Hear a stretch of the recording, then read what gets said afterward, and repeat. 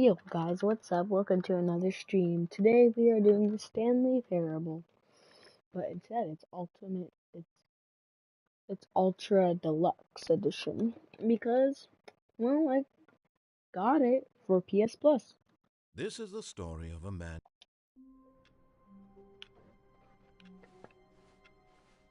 All of his co-workers were gone.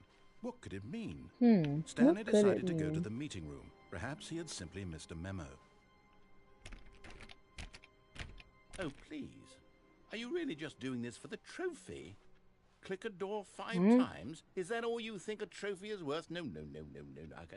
I can't just give these merits away for such little effort. A measly 5 clicks? Now, suppose you were to click the door 20 times. I would say that's the kind of effort that warrants recognition. You want that? I have to say, I'm still not feeling the satisfaction of witnessing true effort for a noble cause. Perhaps 50 clicks will do it. Yes, almost certainly 50 clicks. This is what you're doing. Yes. No. I'm still not feeling it. I want this trophy to have meant something. It has to be a true reward for valiant effort. I want to see some hustle, Stanley. I want to see commitment, a willingness to go all the way no matter the cost. Why don't you go put 20 clicks into door number 417? 417. Where's 417? 417.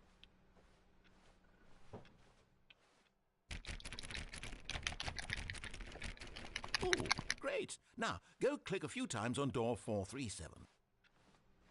Bruh.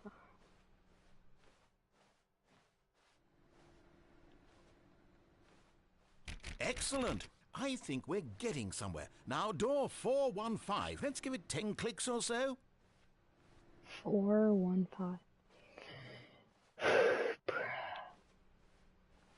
415. 415 here.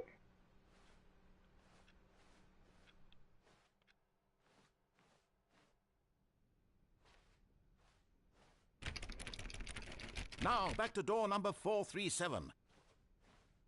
Oh my god. I literally hate this game. This thing is literally making me.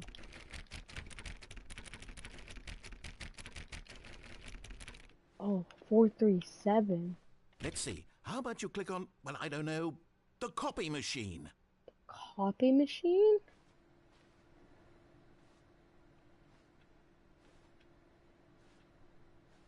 Copy machine. Oh, I got shut out of my own office. Copy machine.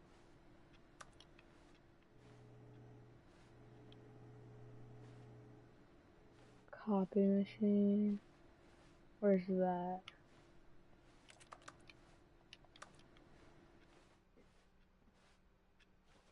Copy machine. Where is it?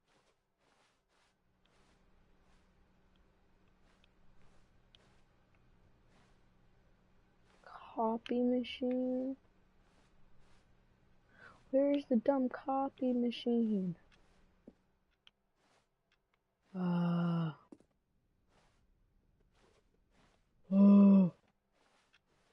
where's the copy machine?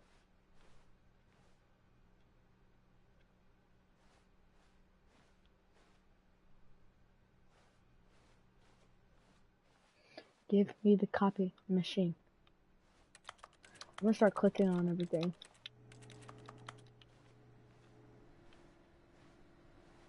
Oh, All this right, is the copy back to machine. room 417. I'm really feeling it now. I think we're getting somewhere. You've been saying that. Okay, now go climb on employee 419's desk. 419? How do I climb on it?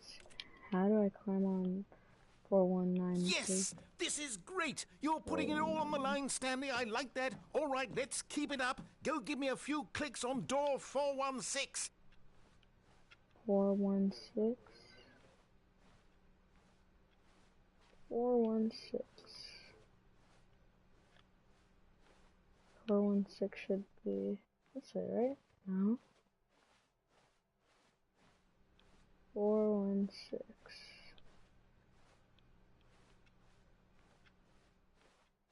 We've almost got it! Now the copy machine do that one again! Oh my god, bro, you don't need to yell.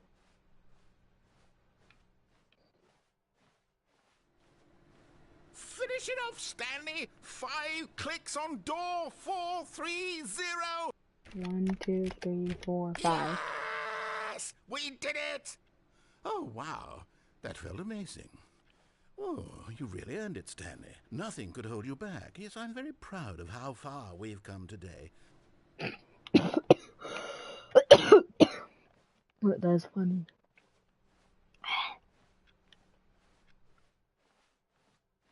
Let's go to this. When Stanley came to a set of 2 open doors, he entered the door on his left. Okay.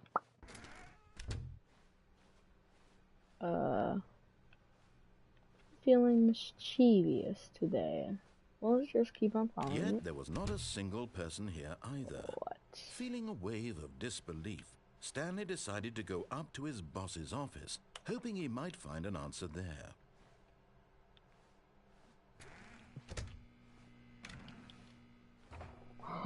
Stanley stepped into the broom closet, but there was nothing here, so he turned around and got back on track. No, I'm staying. I want to pick up something.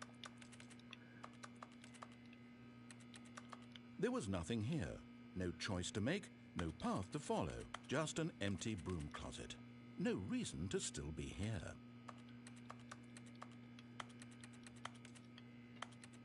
I'm not going. It was baffling that Stanley was still just sitting in the broom closet. He wasn't even doing anything. At least if there was something to interact with, he'd be justified in some way. As it is, he's literally just standing there doing sweet FA.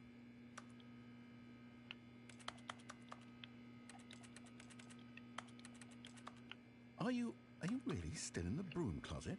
Yeah. Standing around doing nothing? Why? Because I don't Please want offer to. me some explanation here. I'm genuinely confused. I don't want to listen to you.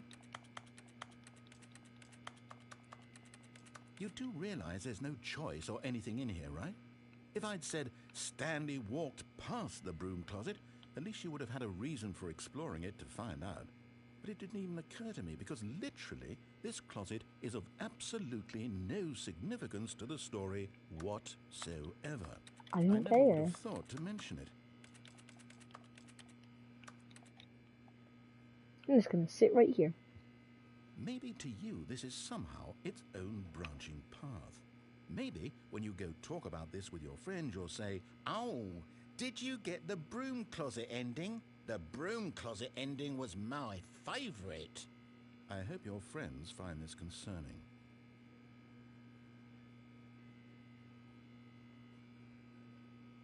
Stanley was fat and ugly and really, really stupid. He only got the job because of a family connection. That's how stupid he is. That or the drug money. Also, Stanley is addicted to drugs and hookers. He just roasted me so bad. Well, I've come to a very definite conclusion about what's going on right now. You're dead. No, I'm not. You got to this broom closet, explored it a bit, and were just about to leave because there's nothing here when a physical malady of some sort shut down your central nervous system and you collapsed in front of your screen. Well, in a situation like this, the responsible thing is to alert someone nearby so as to ensure that your body is taken care of before it begins to decompose. Hello? Anyone who happens to be nearby? The person at this computer is dead. They have fallen prey to any number of your countless human physiological vulnerabilities. It's indicative of the long-term sustainability of your species. Please remove their corpse from the area and instruct another human to take their place, making sure they understand basic first-person video game mechanics and filling them in on the history of narrative tropes in video gaming, so that the irony and insightful commentary of this game is not lost on them. All right, when you've done that, just step out into the hallway. No. I don't wanna.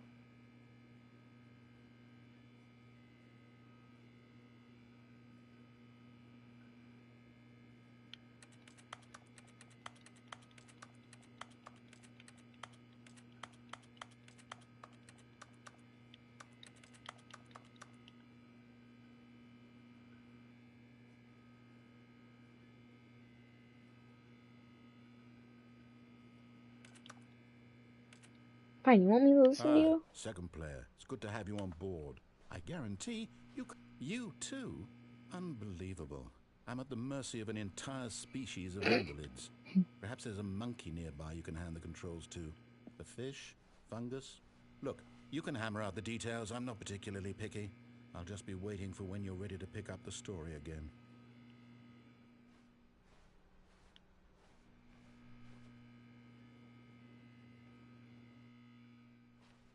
Fine, I'll do it.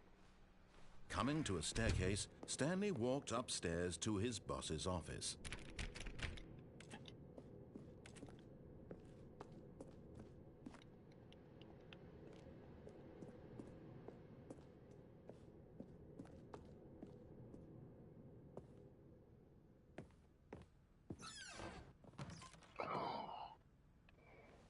Money in the morning, money in the evening, money for breakfast.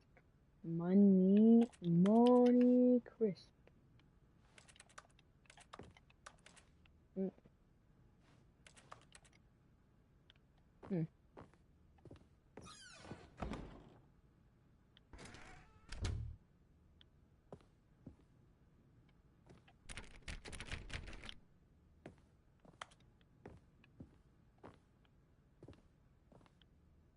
Stepping into his manager's office, Stanley was once again stunned to discover not an indication of any human life. Shocked, unraveled, Stanley wondered in disbelief who orchestrated this. What dark secret was being held from him? What he could not have known was that the keypad behind the boss's desk guarded the terrible truth that his boss had been keeping from him. And so the boss had assigned it an extra secret PIN number, 2845. But of course, Stanley couldn't possibly have known this.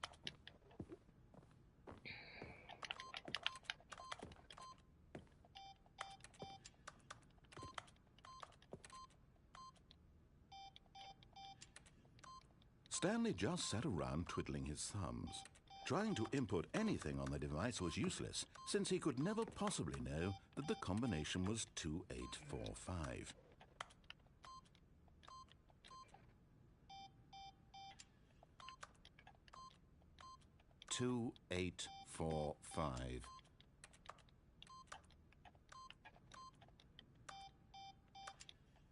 I'm not gonna listen to the PIN number.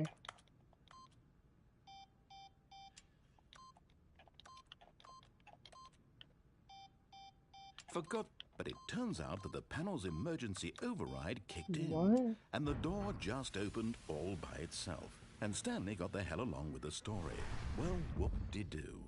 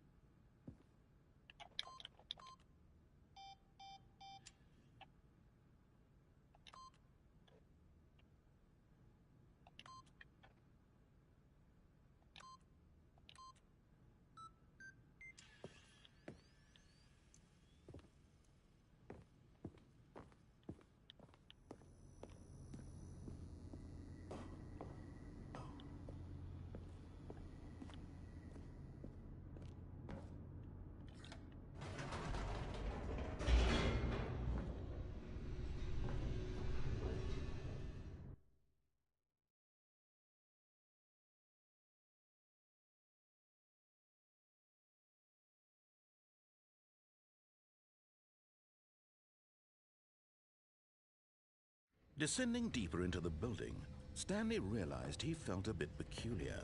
It was a stirring of emotion in his chest, as though he felt more free to think for himself, to question the nature of his job. Why did he feel this now, when for years it had never occurred to him? This question would not go unanswered for long.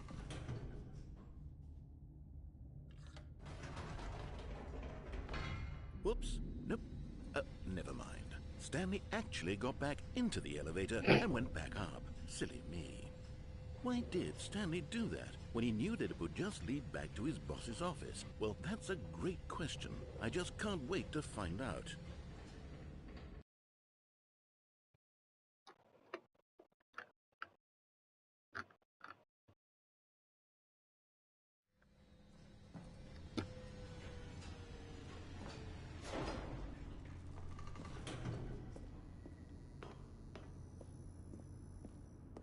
Here we are, Stanley. It's your boss's office. Exactly the way it was before you got onto the elevator.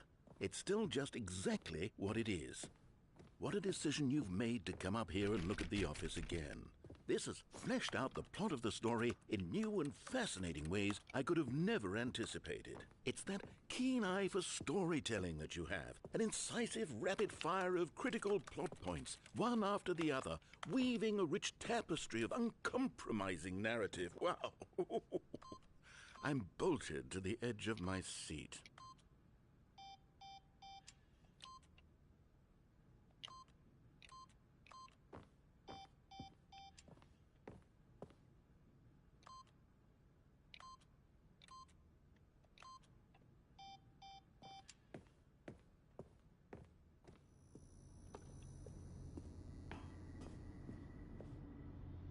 Incredible. Now he's getting back into the elevator and going down again. Ladies and gentlemen, how does he keep coming up with all of this? This is just plain funny. I'm just going back up and down, and he's narrating.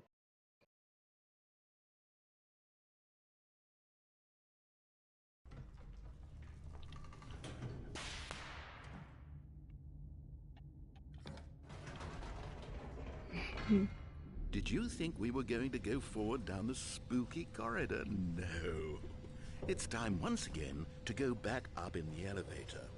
I can't even begin to grapple with what might be up there. Is it the boss's office again? Or what if it's the boss's office this time? The suspense is killing me.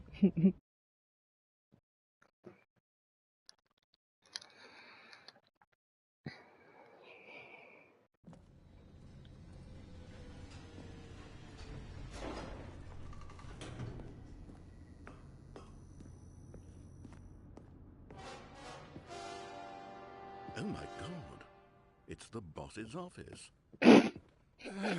This absolutely changes everything for me. Give me a timeout here for a minute while I process this.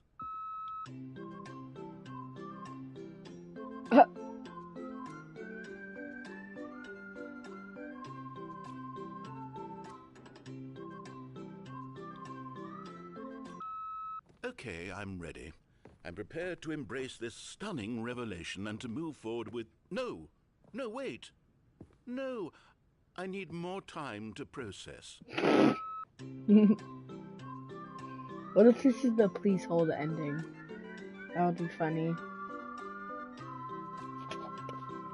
Well, I spent 18 minutes in this single run just trying to annoy him.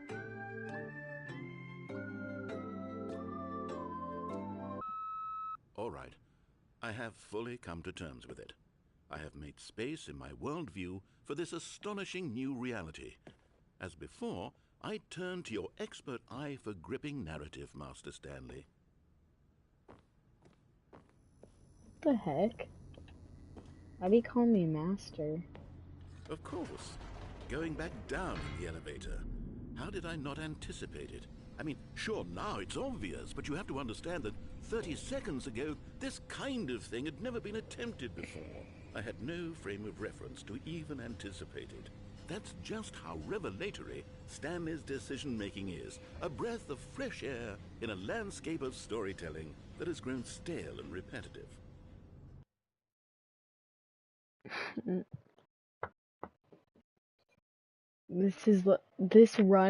This 20-minute run is just like trying to annoy the narrator.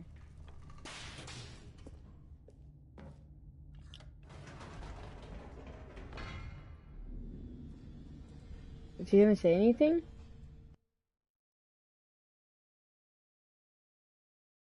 Why isn't he saying it? Why isn't he saying anything now? You know what? I've just thought of something. Hold on, let's stop for a moment. Hey, what? Don't you realize? It's the anticipation, Stanley. You and I, we have no way of knowing what will be at the top of this elevator. But the suspense, the agony of waiting and anticipating and having to guess, that's the real thrill.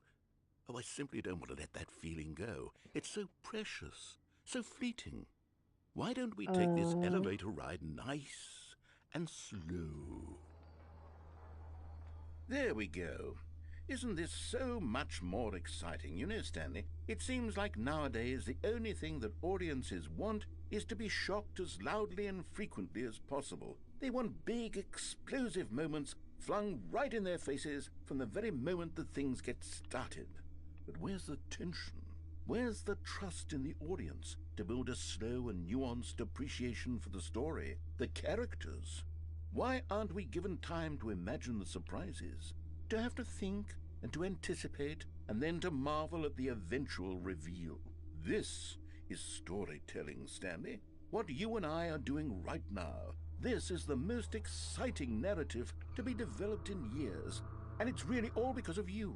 You're the one who took this bold step of revisiting the exact same locations over and over. Truly, I mean it. This is unique and different. It's not like anything else out there. You see, I want stories that surprise me, Stanley. I want to have to think. I want to be engaged and not pandered to. We're being fed such unimaginative drivel all the time, and we all know it, which is why we're so starved for content that makes us feel sharp and vital and alive. That's why people like you so much, Stanley, because you're not afraid to spit in the face of tradition. You're a role Yeah, model, right. you know? People look up to you. Which is why, oh, I didn't know when to spring this on you, but, well, I've gathered a little press conference for you so that you can talk about your work and your storytelling and your life. Yes, I know you're not much for the public eye, but I thought it would especially mean a lot to the people who have been following you from the beginning. They really look up to you, Stanley. I don't know if you realize the impact you have on them. This is the kind of gesture that might leave a tremendous impact on them for the better. Oh, good, we're here. Wait, what? Okay, the room This where we're isn't. holding the press conference should be just around the corner here somewhere. This isn't where we were at. Wait, what?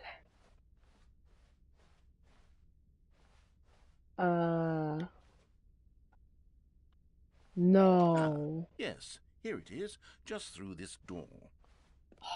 I saw this in a. I Right, saw are this. you ready? I've told them you're going to speak a little bit about What? the nature of surprise in storytelling and what it means to craft a truly unpredictable narrative. Oh, don't worry, you'll do great. Just be yourself and speak from the heart. I'm really proud of you, Stanley. Okay, it looks like they're ready for you. Go get them.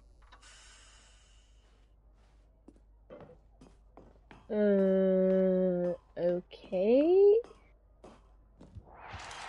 Ow, my eyes.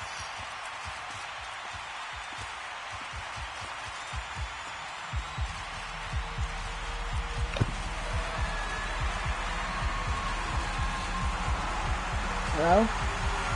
Settle down. Oh my god, what happened? Did he just kill me? Did he kill me? I think the narrator killed me. Or I just literally became the most popular guy on earth. All of his co-workers were gone. What could it mean? Stanley decided to go to the meeting room. Perhaps he had simply missed content? What does that mean, new content? I never saw this store before. 416.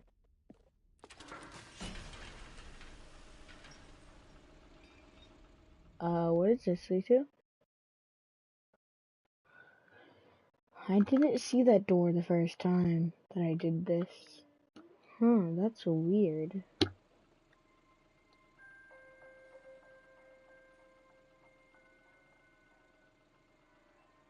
Hello, and thank you for playing the Stanley Parable Ultra Deluxe. As you may know, the Stanley Parable was a video game released in 2013 on home computers. After receiving critical and commercial success, it was expanded upon in 2022 with the Stanley Parable Ultra Deluxe, a reimagining of the game for consoles and home computers. The Stanley Parable Ultra Deluxe features exciting new content that broadens and expands the world of the Stanley Parable, delighting audiences the world over. Please, step inside and see what thrilling new adventures await in The Stanley Parable Ultra Deluxe. Oh, well, this sounds delightful. I'm very excited to see the thrilling new Ultra Deluxe content. Okay, so far it's an elevator. Nothing special yet, but I'm sure it's just the beginning of a mesmerizing adventure.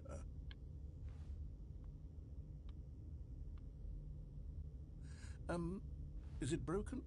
What's going on here? Should we be moving somewhere or... Oh, there we go. All right, finally, at long last, it's on to the new content. I've never been more ready. Let's do it. So...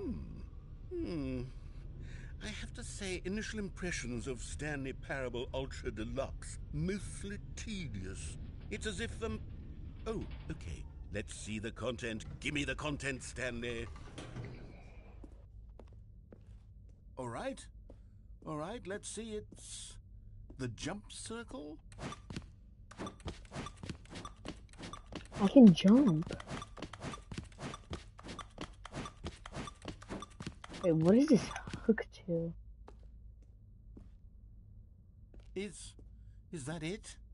Surely that's not all the new content. There has to be something else, right? This all there is, the jump circle?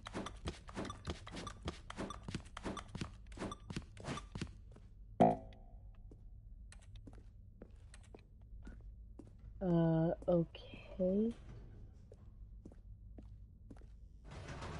Is that it? Goodness. Another elevator. Oh! Stanley, I have to say, initial impressions of this game are not positive. It's just elevators and jumping. Is this what passes for exciting new content? If this is new content, then I could just read you the whole dictionary. There's 20 hours of new content right there. Hell, I could count to 30 trillion. You could put that on the box. The Stanley Parable Ultra Deluxe, now with over 1,000 hours of new content. And oh, wait. There's more. Very good. Yes. I knew there had to be something else. Let's see it. I'm ready for whatever it is. That's it? What? Oh, you've got to be kidding me. You see, Stanley? This is what happens when greedy video game developers with no respect for their fan base rush a cheap expansion to market for no reason other than to make an easy dollar. And don't get me started on the level of craftsmanship that's gone into it. In fact, I'm looking right now at the game's trophies, and it's hard to believe one of them actually says, "Test trophy, please ignore." What quality assurance department signed off on this? I'm infuriated and I'm offended, and I intend to find these people on Twitter and hold them personally accountable. It's my fault, Stanley. I built up too much anticipation around the new content, I'm afraid. It could never have lived up to such expectations. If you're still with me, why don't we just reset the game, and we'll try to get back to what the Stanley Parable is really about. No. No frills, no gimmicks. Just you and me having a great time together like always. We What do never you had a say, great friend? time. You're not my friend. Oh my god, he reset the game himself. I thought that I had to reset it. Wow. That was weird.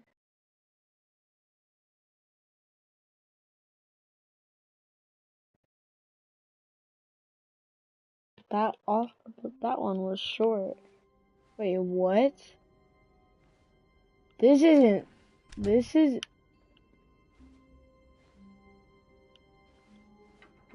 the same. Stanley, come over here. In the vent. I want to show you something.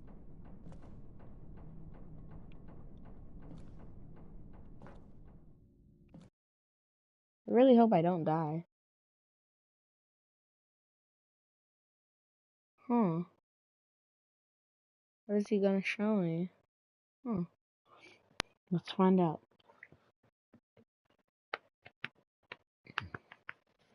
Let's see. Okay, you remember how cheap and unsatisfying the new Ultra Deluxe content turned out to be? Well, it got me thinking about the past and how much better the Stanley Parable used to be. So I made something special and tucked it away here where the game's developers won't find it. Just our little secret. Take a look. Whoa. I call it the Memory Zone. It's where I've been storing all my favorite memories so I can relive the peak experiences of my life whenever I want. Experiences like the launch of the Stanley Parable on PC. You see, Stanley, doesn't the Memory Zone remind you of how wonderful Stanley Parable was before it was sullied with a cheap PlayStation port? Remember back in What? October of 2013 when the game originally launched? Back then, video games had integrity. Back then, it all meant something. Oh, the waste.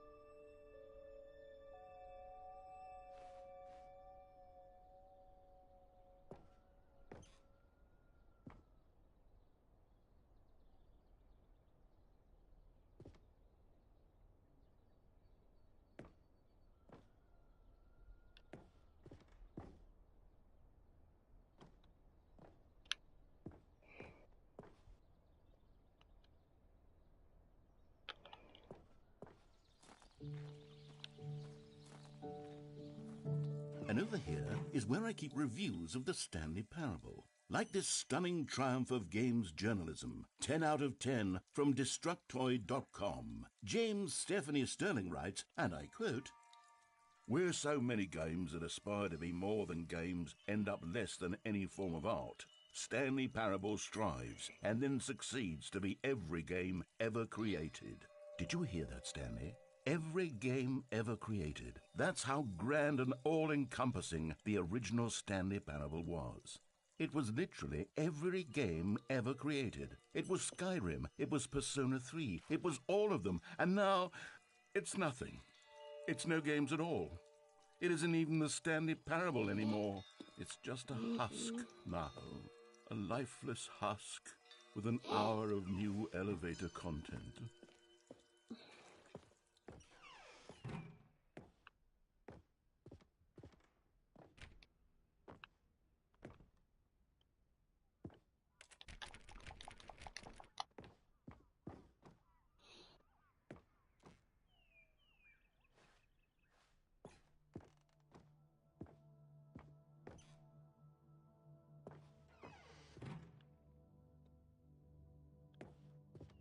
Here's another moving passage, this time from GameSpot.com.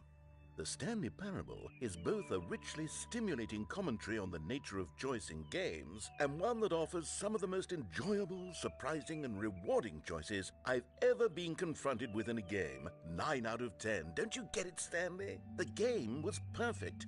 It didn't need anything else. It didn't need new content. All they had to do was transport it in pristine condition along to the PlayStation, boom, done. And they couldn't even do that. Couldn't resist the urge to go meddling with a beloved franchise.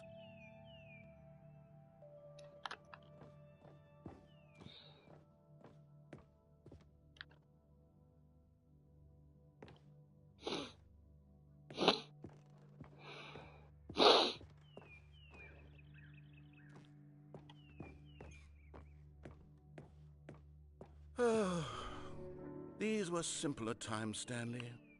But I wouldn't give to go back to have it all over again.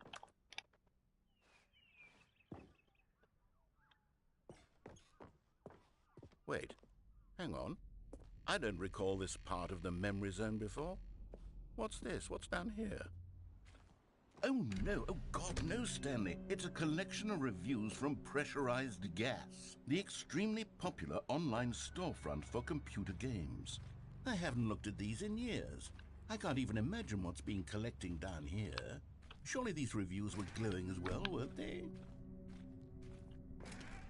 Honestly, I could not be bothered to play this game to full completion. The narrator is obnoxious and unfunny, with his humor and dialogue proving to be more irritating than entertaining. Unfunny? I'm not trying to be funny. I'm trying to make a serious work of art. I suppose I could write up a handful of gags to insert into the Stanley Parable, but the game is already such a densely layered web of profound philosophical insights that I can't even imagine where I'd have the room to stick them. Oh, Okay, let's see what this one says.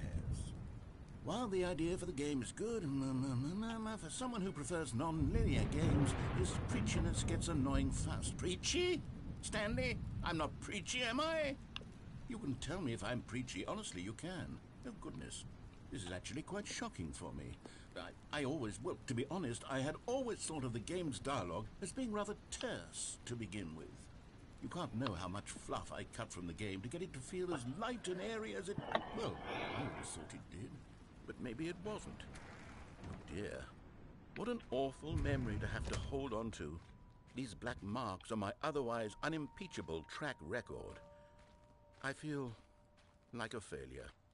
Like I let these people down. Perhaps the Stanley Parable isn't quite... What's this one got to say? You constantly have to stop doing anything so the narrator can catch up with his long-winded explanations of what's happening. I wish there was a skip button. A skip button? Well, yes. Yes, I think we can do that. If I'm truly too preachy, then maybe letting you skip ahead for just a moment, surely it couldn't hurt. Not if it means we can strike these negative reviews from the record. Only positive reviews of the Stanley Parable. That's my motto today, and it's always been my motto. I'd do anything for the customer, Stanley. Yes, a skip button we shall have.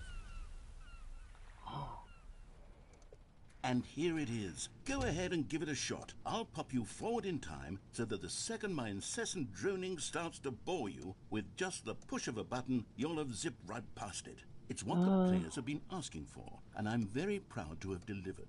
No more listening to me rambling on and on and on. No, no, no, no. The Stanley Parable is a game for the people, and if the people want silence, then by goodness, that's what they're going to get. Well, don't sit around waiting for me to shut up. Go ahead and make me shut up. Here, we'll pretend that I've just begun an interminable monologue, and it goes something like this. The story and the choices, or what have you, and therefore by becoming it is, so on and so forth, until inevitably we all, until the end... Oh, you're back, you see. You were only frozen in time for a few minutes, but it was plenty of time for me to deliver a long, rambling monologue full of unnecessary verbal flourishes and lengthy ruminations on the nature of... Well there, sport. You really did catch me rambling on a bit, didn't you? But that's the power of the button.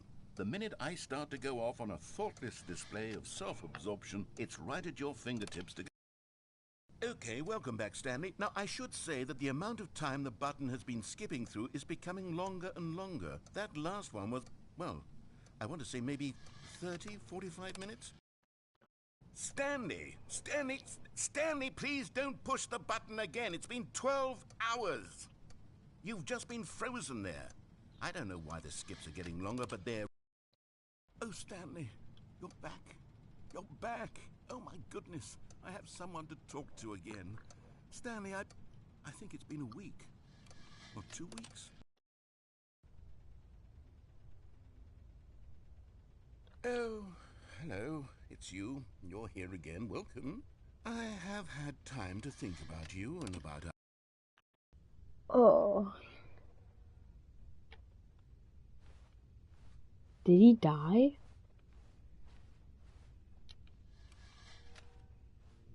I'll skip to see.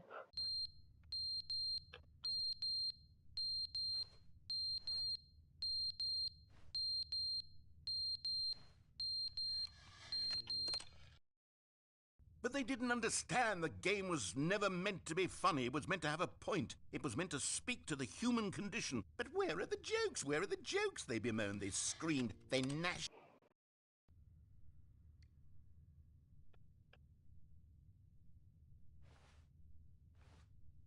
What the heck? What's happening?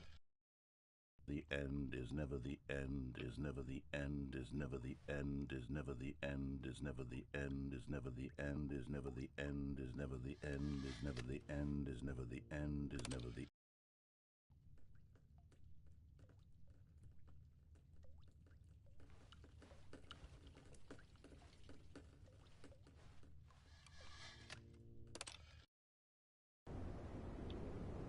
Oh my god.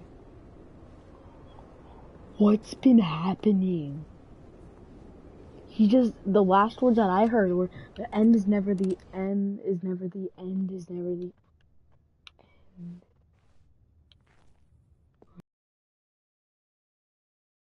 Button isn't working. The skip button is making me, what? Oh, there's plant life now.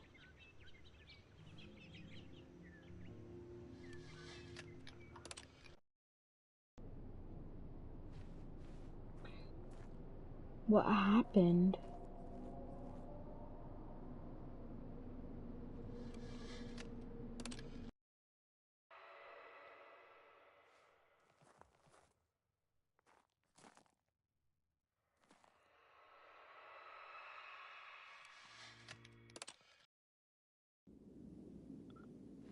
Oh, it's falling. Let's try this hopefully one more time. Let's try this one more time, I guess. Oh. I skipped too long.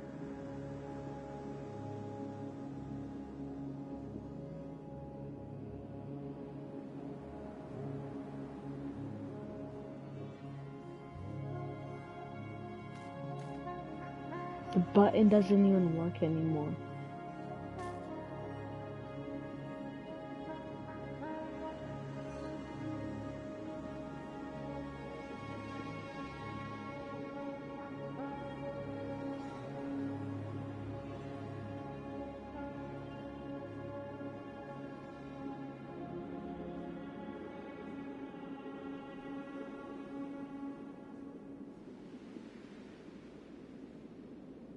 What happened? The end is never the end, is never the end, is never the end. The end is never the end, is never the end, is never the end, is never the end, is never the end. Oh my god. Now that's just scary. What? It restarted. He's not All of his talking. co-workers were What? gone. What could it mean? Stanley decided to go to the meeting room. Perhaps he had simply missed a memo.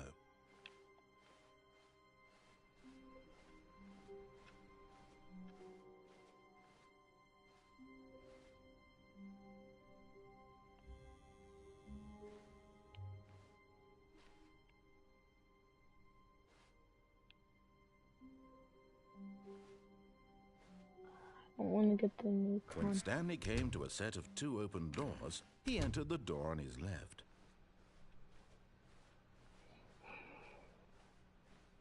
Yet there was not a single person here either. Feeling a wave of disbelief, Stanley decided to go up to his boss's office. Hoping he might coming to a staircase, Stanley walked upstairs to his boss's office.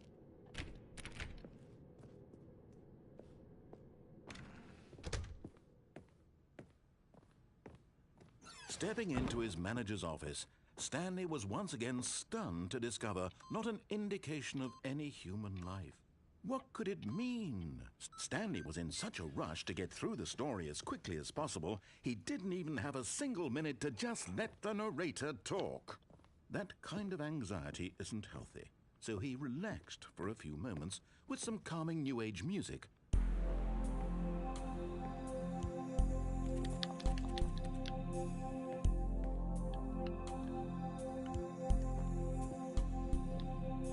Bruh. Feeling soothed and rejuvenated, Stanley calmly walked forward into the opened passageway.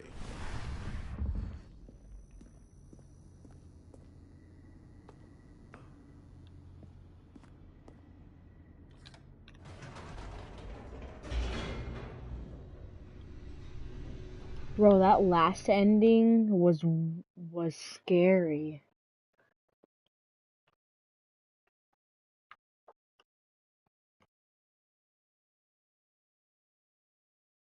Like literally, he was just constantly saying the end is never the end, is never the end, is never the. Stanley walked straight ahead through the large door that read Mind Control Facility.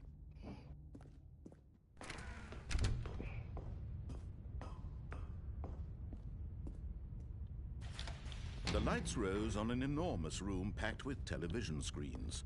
What horrible secret did this place hold? Stanley thought to himself. Did he have the strength to find out?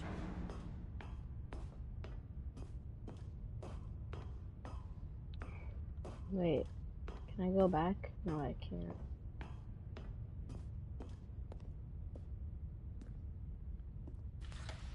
Now the monitors jumped to life, their true nature revealed.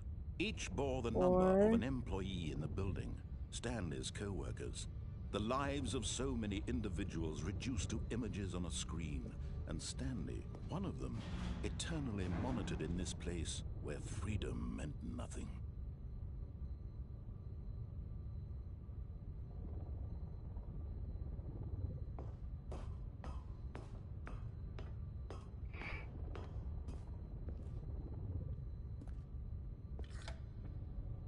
This mind control facility, it was too horrible to believe. It couldn't be true. Had Stanley really been under someone's control all this time? Was this the only reason he was happy with his boring job? That his emotions had been manipulated to accept it blindly?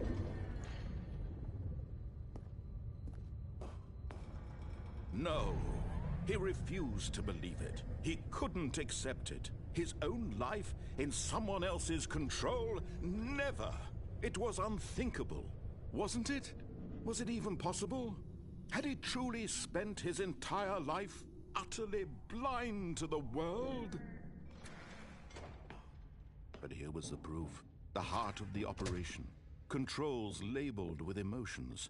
Happy, or sad, or content. Walking, eating, working, all of it monitored and commanded from this very place. And as the cold reality of his past began to sink in, Stanley decided that this machinery would never again exert its terrible power over another human life. For he would dismantle the controls once and for all.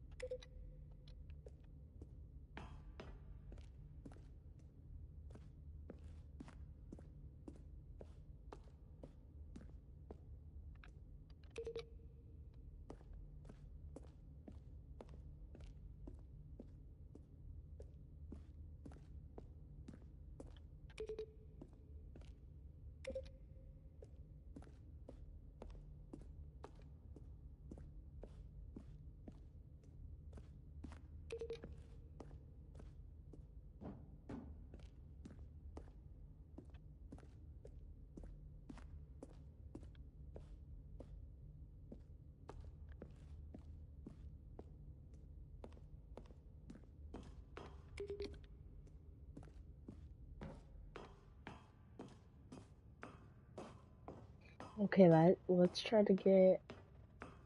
Let's see, what And do when I at last do? he found the source of the room's power, he knew it was his duty, his obligation, to put an end to this horrible place and to everything it stood for. Oh, Stanley, you didn't just activate the controls, did you? After they kept you enslaved all these years, you go and you try to take control of the machine for yourself. Is that what you wanted? Control? Oh Stanley, my. I applaud your effort, I really do. But you need to understand, there's only so much that machine can do. You were supposed to let it go, turn the controls off, and leave. If you want to throw my story off track, you're going to have to do much better than that. I'm afraid you don't have nearly the power you think you do. For example, and I believe you'll find this pertinent, Stanley suddenly realized he had just initiated the network's emergency What? detonation system. In the event that this machine is activated without proper DNA identification, nuclear detonators are said to explode, eliminating the entire complex. How long until detonation then? Let's say, 2 minutes. Now this is making things a little more fun, isn't it, Stanley? It's What? your time to shine. You are the star. It's your story now. Shape it to your heart's desires. Oh, this is much better than what I had in mind. What a shame we have so little time left to enjoy it. Mere moments until the bomb goes off. But what precious moments each one of them is.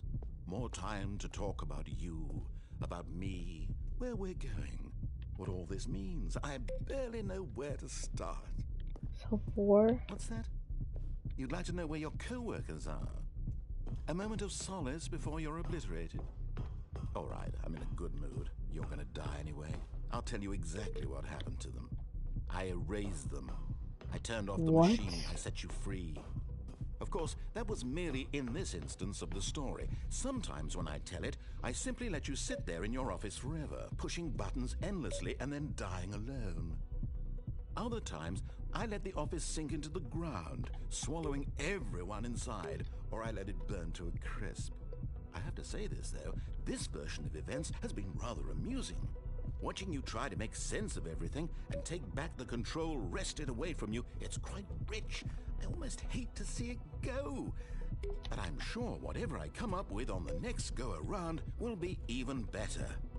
My goodness, only 34 seconds left.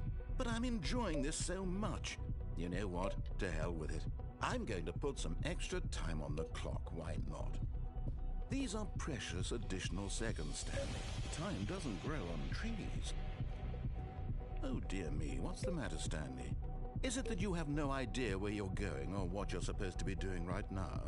Or did you just assume when you saw that timer that something in this room was capable of turning it off? I mean, look at you.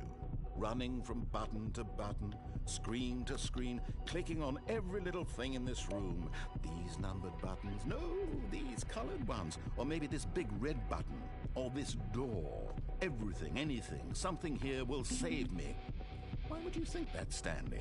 That this video game can be beaten? Won? Solved? Do you have any idea what your purpose in this place is? Stanley, you're in for quite a disappointment. But here's a spoiler for you. That timer isn't a catalyst to keep the action moving along. It's just seconds ticking away to your death. You're only still playing instead of watching a cutscene because I want to watch you for every moment that you're powerless. To see you made humble. This is not a challenge. What? It's a tragedy. You wanted to control this world, that's fine. But I'm going to destroy it first, so you can't. Take a look at the clock, Stanley. That's 30 seconds you have left to struggle. 30 seconds until a big boom and then nothing. No ending here, just you being blown to pieces. Will you cling desperately to your frail life, or will you let it go peacefully? Another choice. Make it count, or don't. It's all the same to me, all a part of the joke. And believe me, I will be laughing at every second of your inevitable life from the moment we fade in until the moment I say, happily ever after. Oh my god.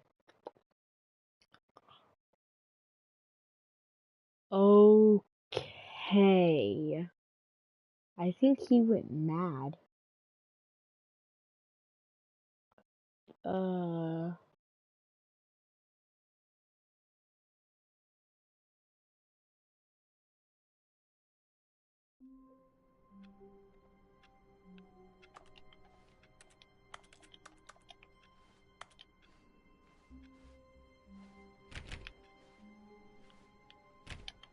All of his co-workers would go, oh please, are you really just doing this for the trophy?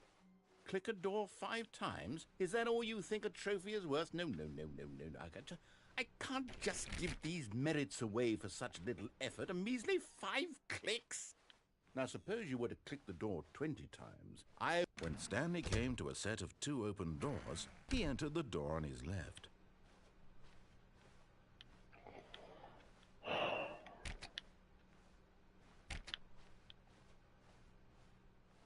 Yet there was not a single person here either. Feeling a wave of disbelief, Stanley decided to go up to his boss's office. Coming to a staircase, Stanley walked upstairs to his boss's office.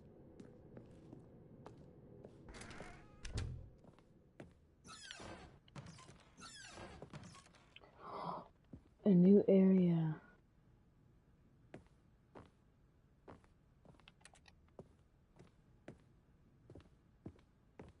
An elevator?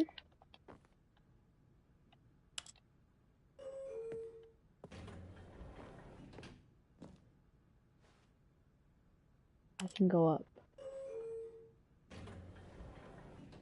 Ha! Take that.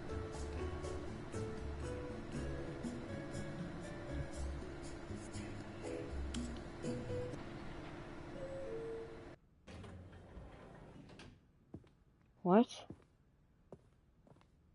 No. Go up.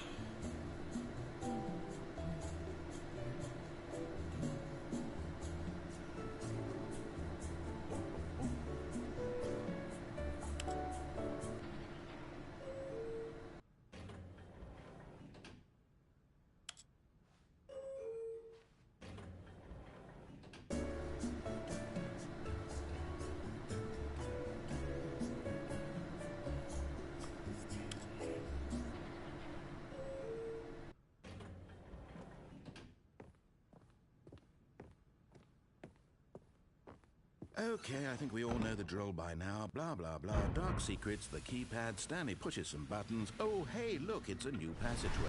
Quelle surprise.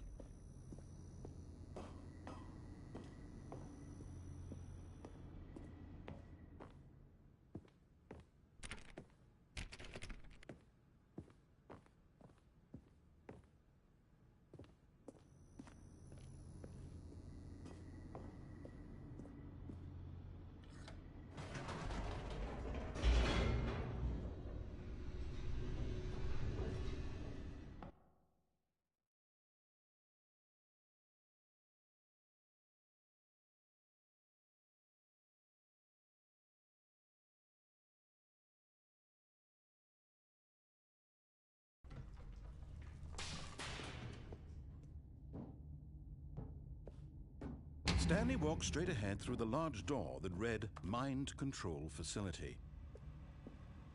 Although this passageway had the word escape written on it, the truth was that at the end of this hall, Stanley would meet his violent death.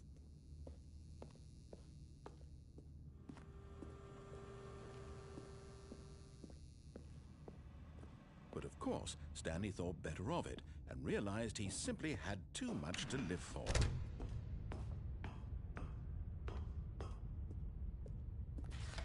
The lights rose on an enormous room packed with television screens. What horrible secret did this place hold? Stanley thought to himself. Did he have the strength to find out?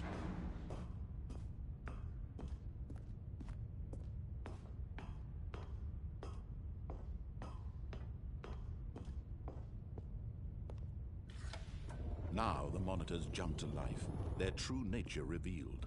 Each bore the number of an employee in the building, Stanley's co-workers.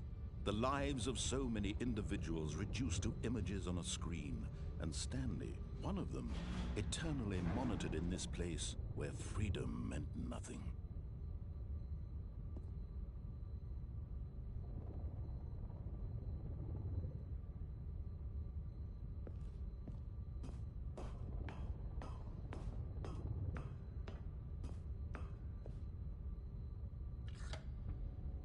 This mind control facility, it was too horrible to believe. It couldn't be true.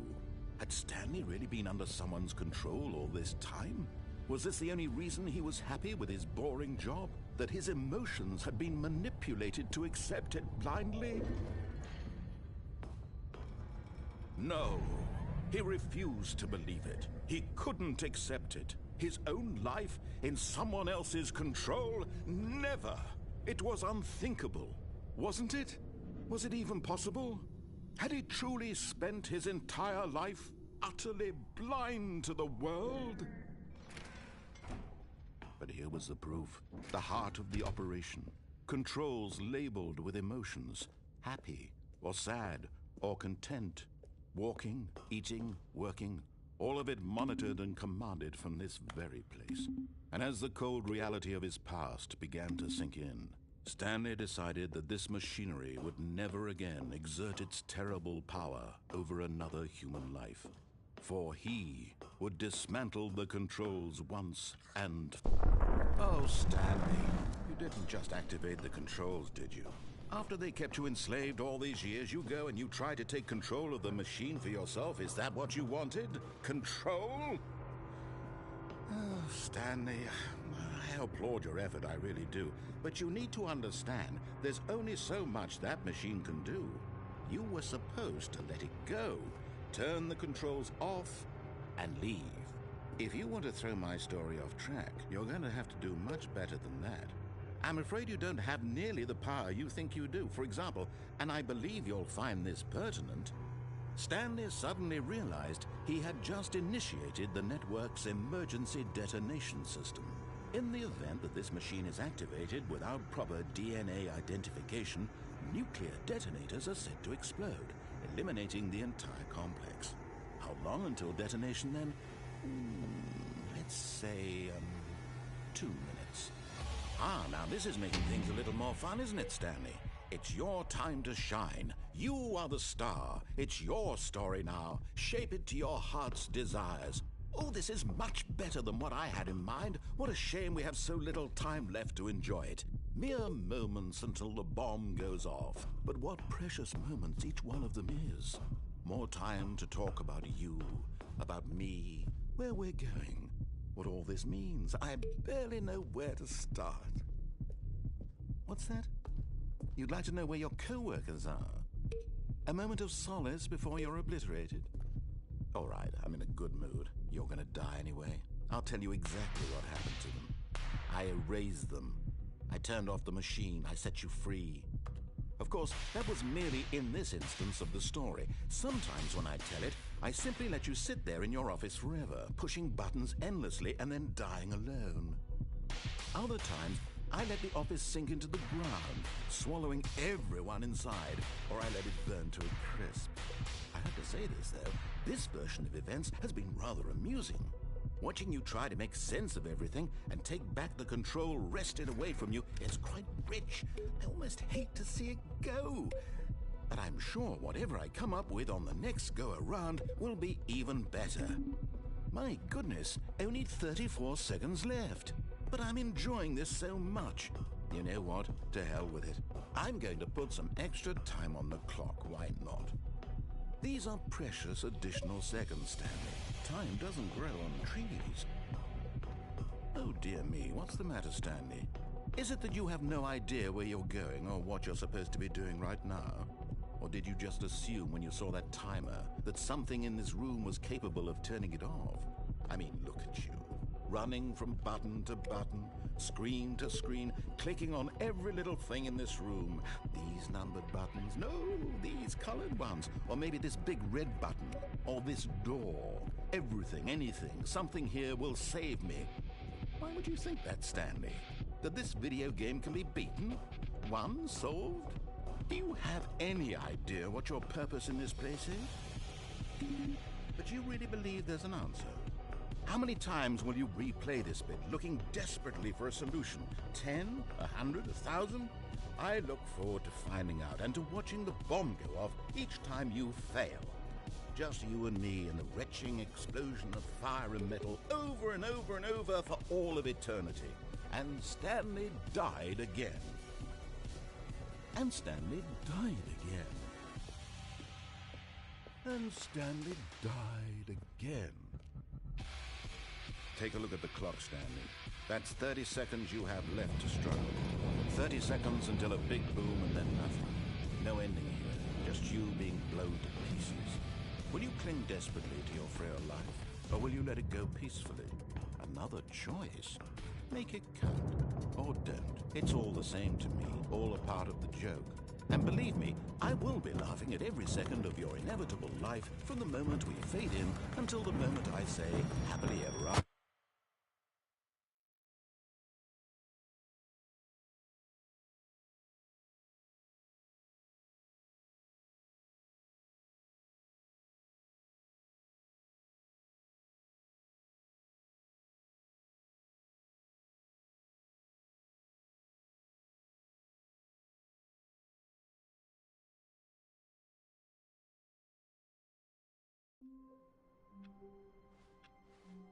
All of his co-workers were gone. What could it mean? Stanley decided to go to the meeting room. Perhaps he had simply missed a memo. Oh, good. You noticed my sign. Yes, I have something very exciting to show you.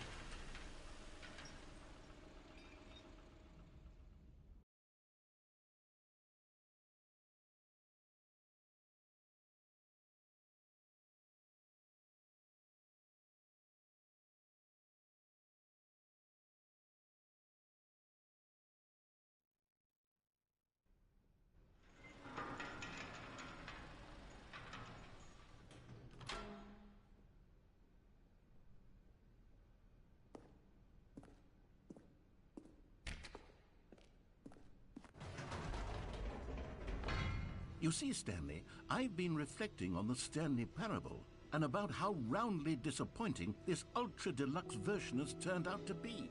The original Stanley Parable was a landmark, and any new content for it should live up to that legacy. So forget this ultra-deluxe nonsense. I say we take it one step even further.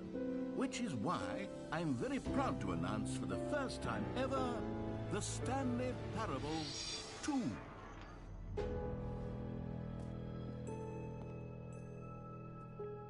Yes, you see, isn't this far superior to a measly port with a few minor additions? Think of all the new territory we'll cover with a fully fledged sequel, an entirely new experience, built from the ground up. Why, there are so many possibilities. It could go in so many different directions. This is what fans have truly been asking for.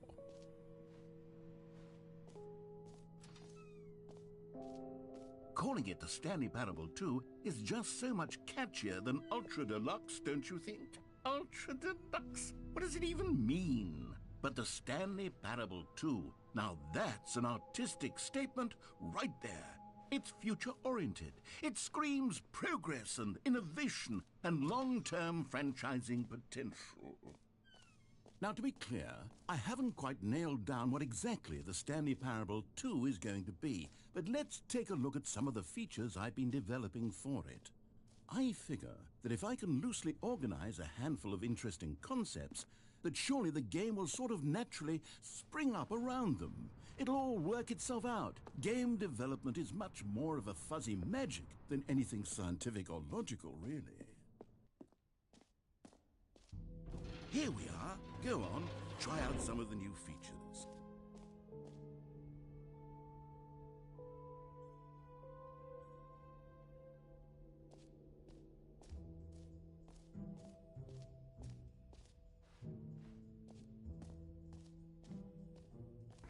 For the Stanley Parable 2, I asked myself, what do players really want? And of course, the first and most obvious answer is that they want to be individually recognized and validated as people. So with that in mind, my first addition to the game is this button which speaks the name of the person playing the game. Isn't that one? Sorry, I should have clarified. Right now, the button only says the name Jim. But of course, in the final game, this button will say your name, whatever name that is. Here, let's have you role-play as Jim to really simulate the full experience of this feature. Just play along. I promise you'll love it. Okay, here we go. Let's take a deep breath, clear your mind, forget whoever you are, and simply become a person named Jim. I want you to imagine yourself living as Jim. Sleeping and waking as Jim. Falling in love and being heartbroken as Jim. Seizing all of the world's possibilities as Jim. And as Jim, watching your dreams crumble into dust. Do you feel it deeply?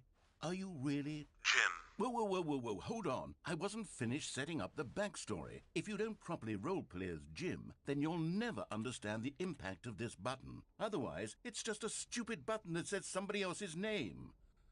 Okay, we're doing it again, and this time let me finish first.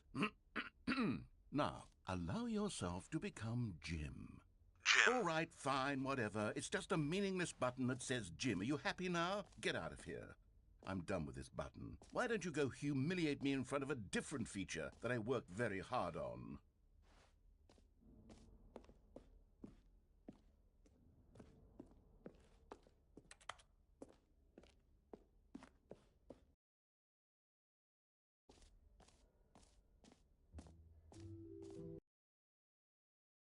Jim played the Stanley Parable too.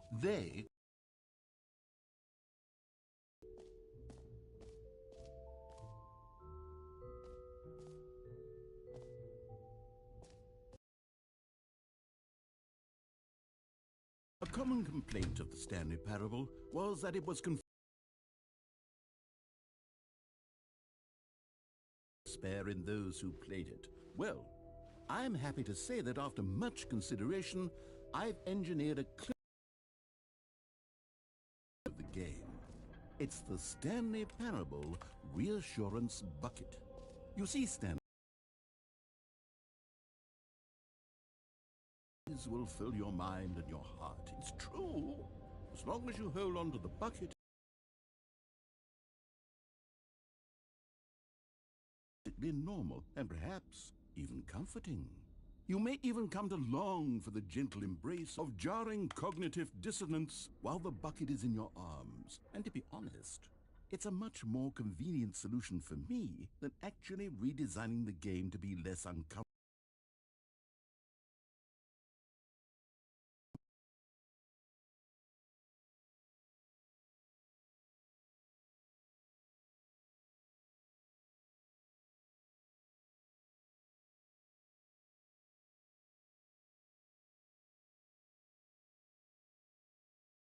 Yes, that would be. Yes, the bucket is the perfect solution. Come on, give it a try.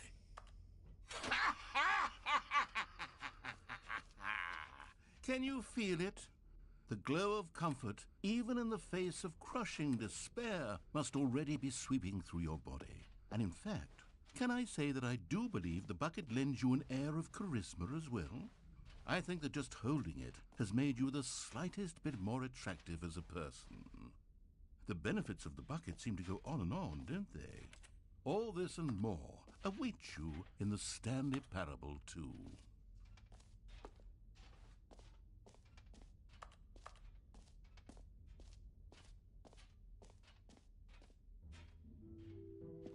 Does anyone give out awards for most enjoyable bucket in a video game? That really should be an award if it isn't already.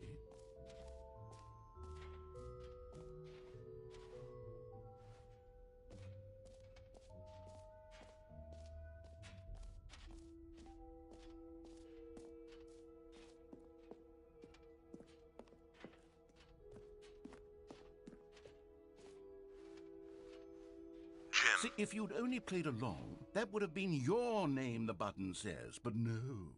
Instead, I can't even think about it. I'm taking the Jim button away. Jim. Jim. Jim. Jim. Jim. Jim.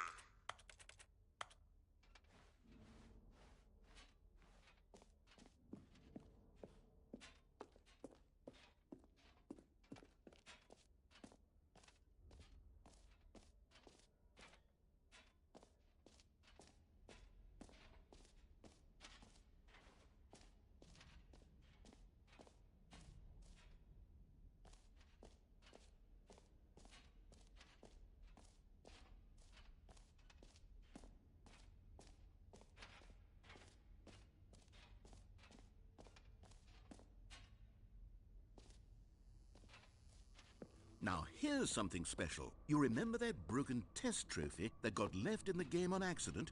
Well, I'm developing a technology to simply give you the trophy. Yes, you see, you'll come to this lever, and when you pull it... Okay, perhaps I should have clarified. This is technology that will exist. Right now, the trophy is still fully broken. I'm not a wizard, Stanley, but I guarantee it will be fixed in the sequel to at last satisfy the hordes of ravenous fans all over the world who have been uproariously demanding this feature. Gamers, we hear you, and I promise it will happen.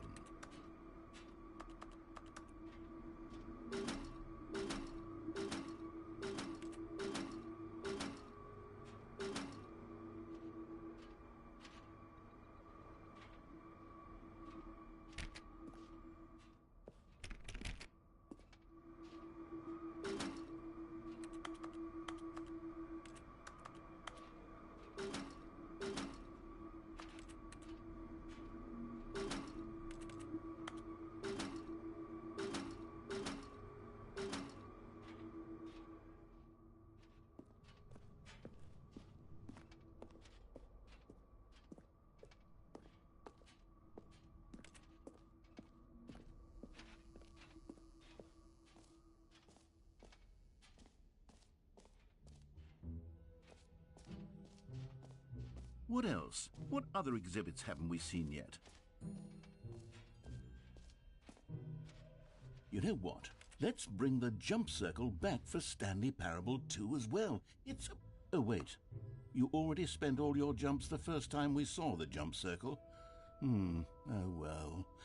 I suppose it can just be a nice decorative piece, then.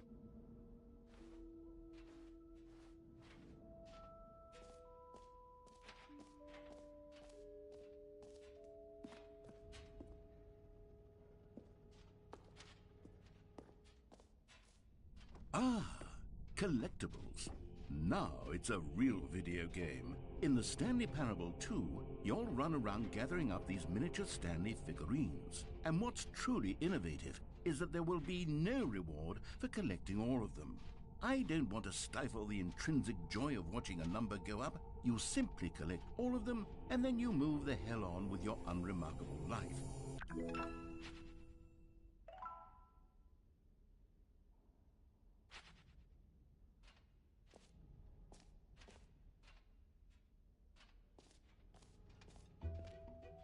God, it really is the worst when you collect everything in a video game and then they give you a big fancy reward for it. Absolutely tragic.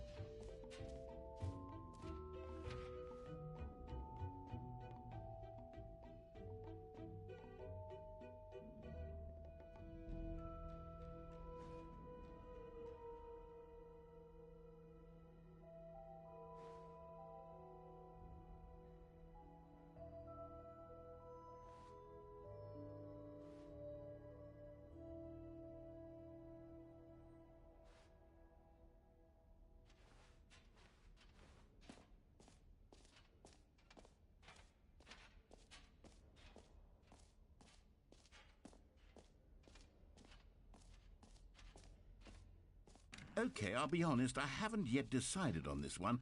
I think that in the new version, the office could use a bit of decoration, like balloons. But I'm undecided on Get Well Someday and Happy 12th Birthday. Which would you go with? You know, sometimes when you solicit another person's opinion, it makes you realize that you knew which one you actually really wanted all along. Get Well Someday it is.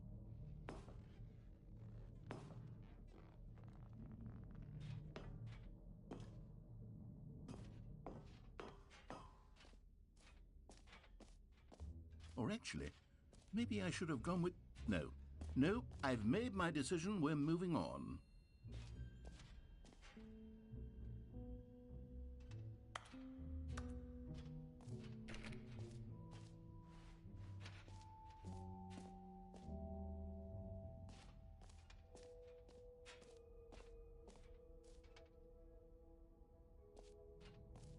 Come now. You've already made your choice. It's true that you chose badly, but we all have to move on from our mistakes.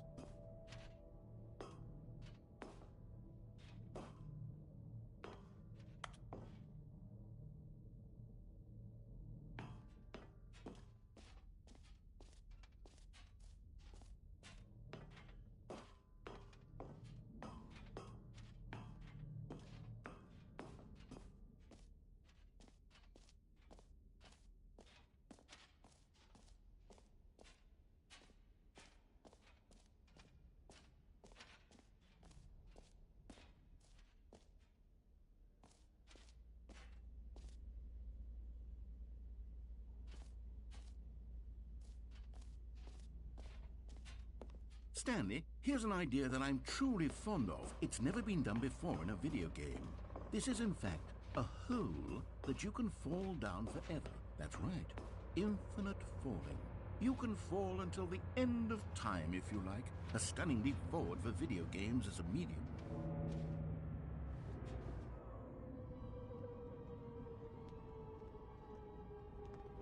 You see, isn't it wonderful? One of my more ingenious concoctions, if I do say so.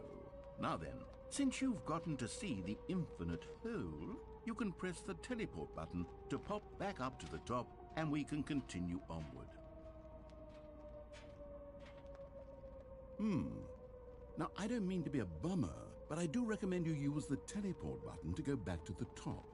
Maybe do it on the sooner rather than later spectrum of things.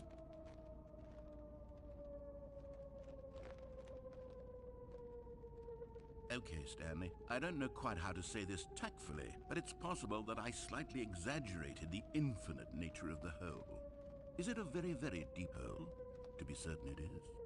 It's an extremely deep hole. I don't want anyone to say that it isn't an astonishingly deep hole. It is. Is it infinite? Well, that sort of depends on your definition of infinity. From one perspective, the infinite is merely philosophical in nature. It's more of a...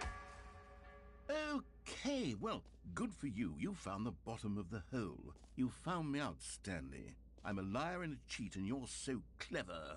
Look, I think the issue here is just that you're unusually fascinated by falling.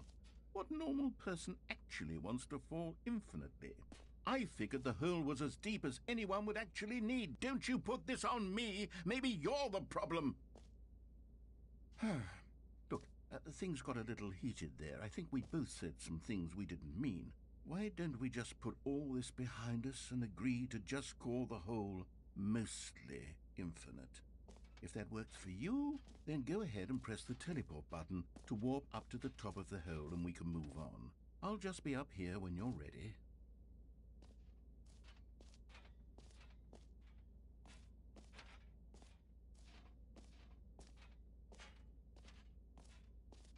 Great. Now, I'm very... Oh, for heaven... You see, I was right. The problem is you. The problem is that you like holes too much. Not normal. A normal person would have said, yep, that's an infinite hole right there, goes on forever till the end of time. Don't need to see it all, but not you. Oh, no, no, no, no. You have a weird sort of... Oh. Did the hole seem even shorter to you this time? I couldn't help but feel like you spent a little less time in there than you did before. I mean, admittedly, I didn't make an infinite hole, but I didn't think it was that not infinite. Well, I suppose once again there's nothing to do here. If you decide you've had enough of the hole, you can hit the teleport button and come join me up above. Had enough? I'm positively thrilled. Gosh, how could I have guessed? You're back in the hole. If this starts to become a thing where... Wow. Okay. Yes. I'm starting to become extremely certain that the hole is not only not infinite, but that it's growing steadily less and less infinite. I suspect that I'm starting to hit the point where it's no longer feasible to call the hole infinitely deep, even by the lax overall standards for accountability and marketing. What's going on here? Stanley, I have no explanation for the uncertain nature of the hole's length. Here, let's try something. Let's pop back up to the top, and we'll see if it gets any shorter. Well, there it is. The shame of my... How is this still appealing to you? I know you're obsessed with holes, but at this depth, I just can't see this scratching the itch. Oh, who am I to judge? You just do whatever it is you're here to do and hit the teleport button when you're ready to move on. Is the, teleport button not working? You sure? Well, I mean, I really don't have an explanation. It was working just a moment ago. Try it again. Still nothing? Well, I suppose there is one thing I can do to fix this. I'm out. Goodbye, Stanley. You couldn't bear to be away from the hole, and now you'll get more time with it than you could ever have asked for. It's a win for everyone. You get to be with the hole, I get to do literally anything else. Take care, Stanley. I hope you and the hole have a wonderful rest of eternity together.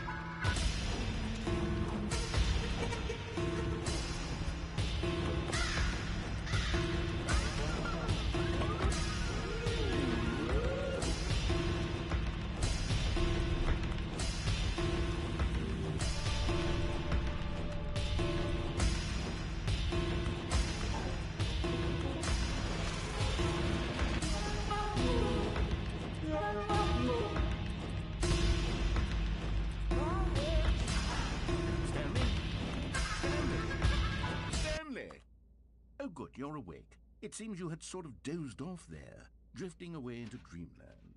But we can't have that, Stanley, because this hole is just so darn fascinating that I want you to be wide awake for every second of it. You don't want to miss a single moment.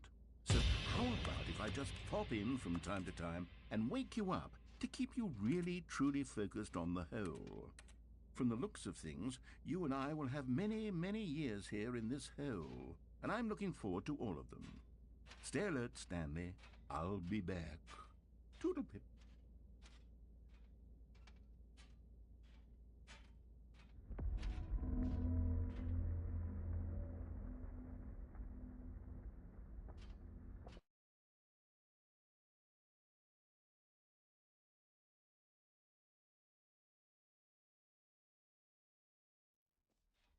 Here we are. Go on, try out some of the new features.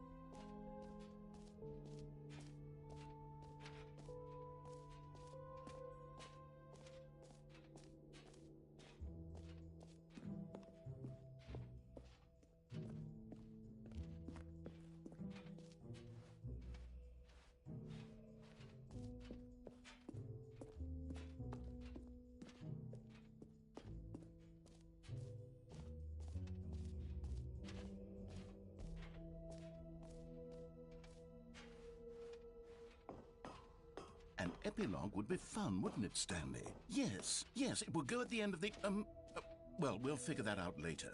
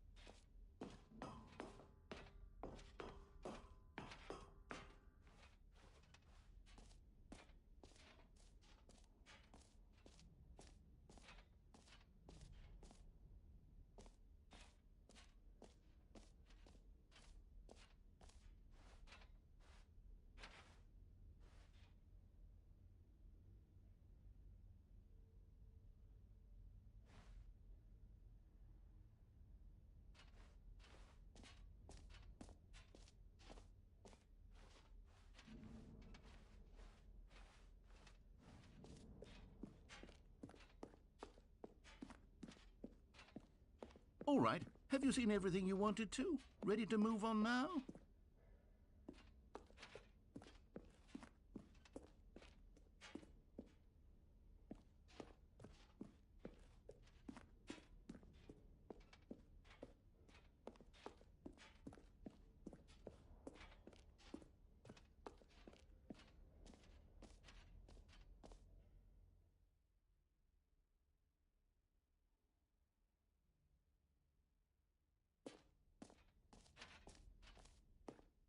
So, Stanley, what do you think?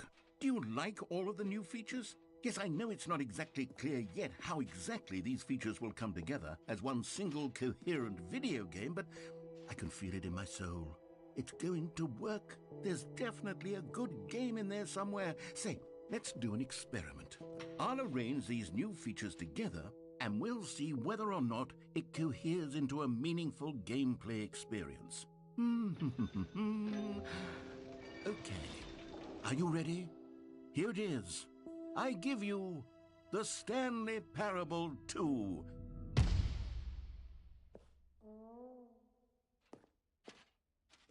I mean, there's potential here, right? It's sort of... Okay, never mind. Hold on, let me do a different arrangement. Okay, yes, this is much better. I feel good about this. Here we go. Version 2. Who am I kidding, Stanley? This isn't a coherent video game at all. It's a lot of gags. And I do very much enjoy creating gags, but they don't add up to anything. I wanted more than anything to create a sequel that would capture all the magic of the first game. I wanted fans to love it. No matter how good these gags are, they won't stand on their own. They would need the structure and the gameplay of the original. Wait, maybe that's it. I can take the original Stanley Parable and simply, well, insert a few of my new features into it. Tastefully, of course. With respect. With care for the vision and integrity of the original game. Would it possibly work? I suppose it could. But it would need a really, really tremendous title screen. A title screen that says with bold and uncompromising conviction, "This is the Stanley Parable 2. Let me see if I can whip something up. All right, perfect. Go ahead. Take a look.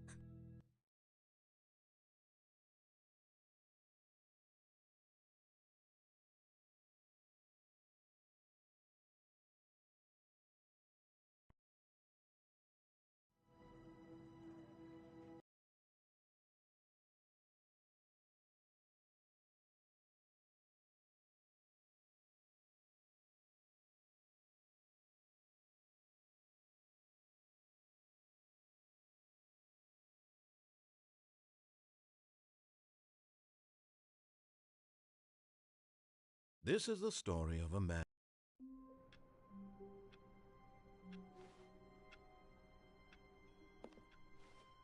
All of his co-workers were gone. What could it mean? Stanley decided to go to the meeting room. Perhaps he had simply missed a memo. Oh, please. Are you really just doing this for the trophy? Click a door 5 times? Is that... Stanley picked up the bucket.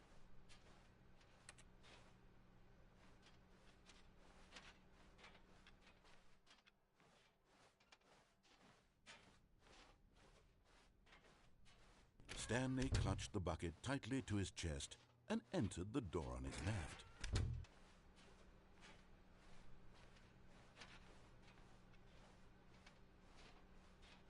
Still no one was here. Stanley needed the bucket's warmth and comfort now more than ever. Perhaps his boss's office was where he'd find answers. Oh, Stanley, can you feel it? The broom closet. It wants the bucket. You can feel that, can't you? The aura of jealousy? It's as clear as day. This broom closet believes it deserves the bucket. I can really feel it now. It's a bucket. It belongs in a broom closet. That's what the broom closet is trying to say here. It's supposed to go with the other cleaning supplies. Good for you, Stanley. Don't give in. Don't hand over the bucket. I know how hard it must be, given the pressure that the broom closet is putting on your shoulders right now, but you have to be strong. This is your bucket. This is your companion and lifelong friend. You can't hand it over. Oh, no. getting into name-calling now, it seems. Is this how low the broom closet has sunk, that it has to resort to this stream of petty insults simply in order to get you to hand over the bucket? Stanley, I never liked this broom closet for a variety of reasons, but even this is worse than I had imagined.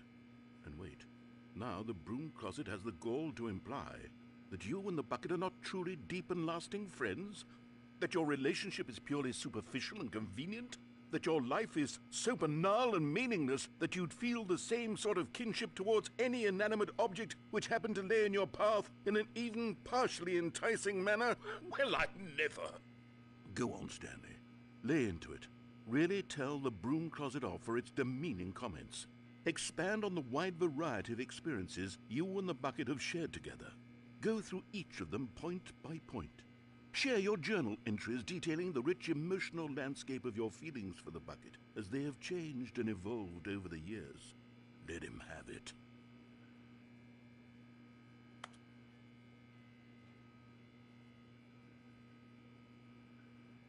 Okay, I've got you something which I think will help settle this debate once and for all. Here we go. There. Now it's settled. No more debate, no more discussion.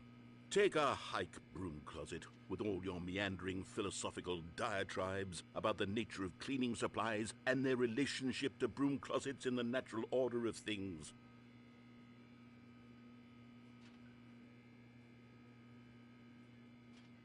All right, I've got a second sticker back here, and I'm going to slap it on as well because I think it's appropriate. You see, I feel that it works because the sticker is also a bucket. That way, if you're ever coming to a staircase, Stanley and the bucket walked upstairs to the boss's office.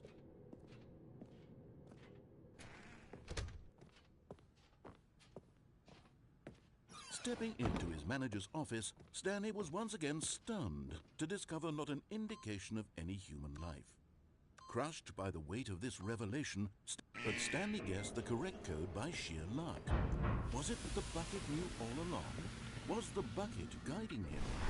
Yes, this is certainly the most logical explanation. You found one of them. One of the miniature Stanley figurines. Remember, no reward for collecting all of these, only the intrinsic pleasure of a job well done. You can't buy that sort of happiness, Stanley. God knows I've tried. So, I implore you to savor each and every moment you come across one of these beautiful figurines.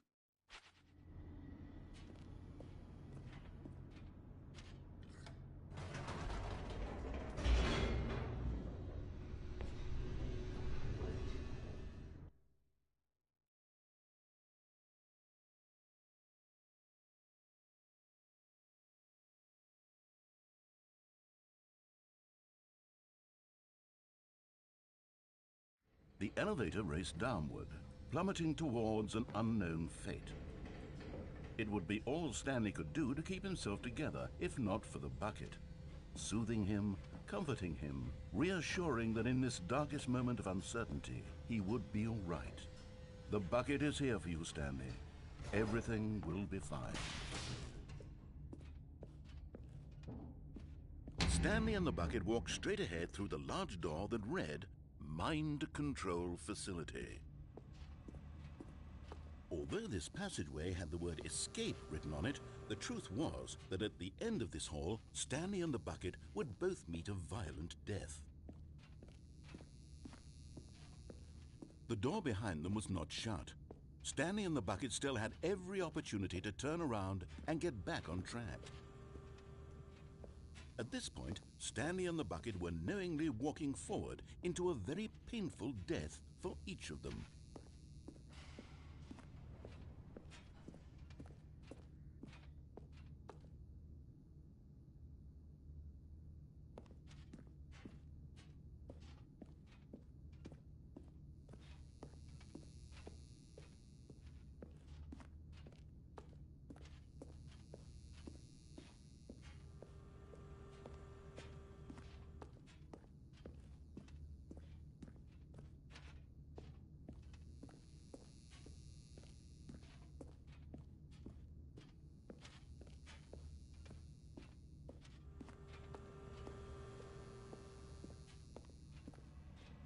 But of course, Stanley and the bucket thought better of it and realized they simply had too much to live for.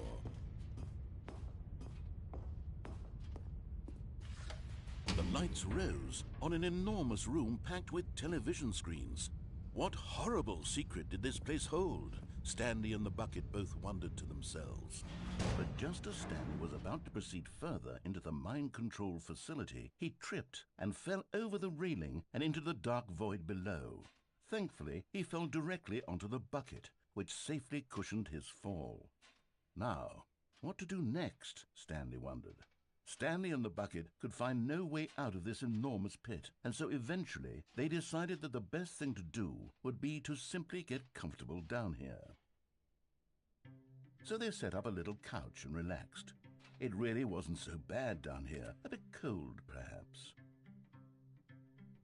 After some time had gone by, they installed a few shelves as well, and a sort of kitchenette that was useful for when the bucket was craving paninis.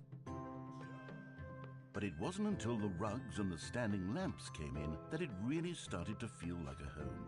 In fact, after some time, Stanley realized that it had been ages since he had even thought of the mind control facility at all. He'd never gotten to fully explore what was up there, never been able to unearth the many mysteries of the mind control facility. This lack of closure began to eat at him. Soon he was dwelling on his regrets, and the state of their home slowly decayed as Stanley became withdrawn and neglected the cleaning. It unsettled the bucket deeply. Stanley wasn't usually like this. The bucket tried to reach out to him again and again, but to no avail. All Stanley could think about, all he could talk about, was going back, doing it over again, staying on the path. It was a mistake to leave the path. It was a mistake. It was a mistake. I need to do what the narrator says. I need to see the true ending. This made no sense at all to the bucket, which was simply trying to live its life down here as comfortably as possible. Yet Stanley was unconsolable. This isn't an ending. This is just a hole in the ground. The bucket sighed. True, it wasn't an ending. But it's where we happen to be. And maybe, possibly, if we accept the reality of things, maybe this will become an ending eventually. It's what the bucket was counting on. The two of them waited for a very long time.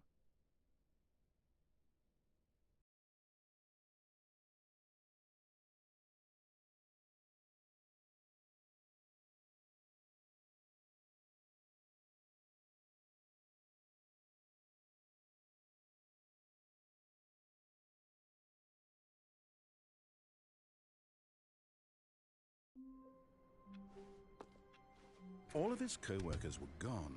What could it mean? Stanley decided to go to the meeting room. Perhaps Stanley lifted the bucket into his arms, and a wave of comfort rushed over him. Stanley clutched the bucket tightly to his chest and entered the door on his left.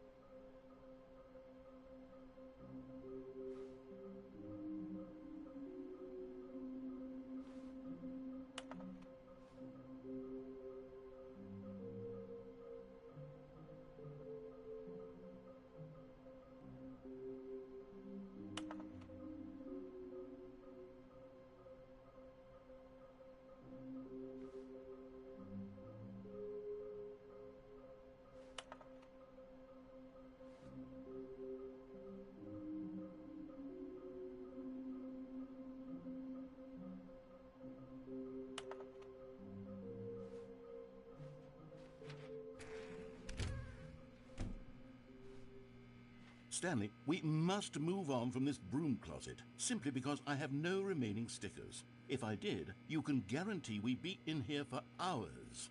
But alas, no stickers.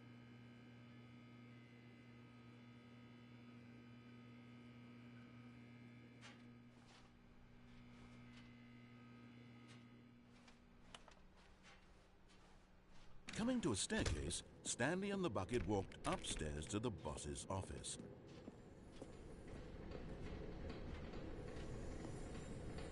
Another miniature Stanley figurine. This, there really must be a snappier name for these things. What about mini-stands? Stanley figs?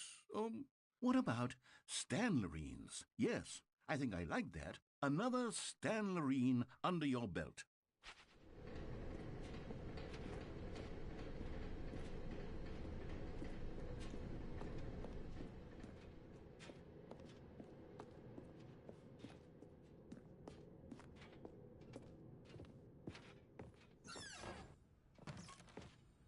Okay, I'm going back to the name of these little Stanley figurines, and now I'm torn between Stanlerines and Figlies. What do you think, Stanley?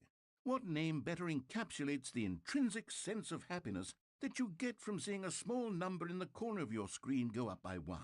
Let me sit on it. I'm sure it will come to me.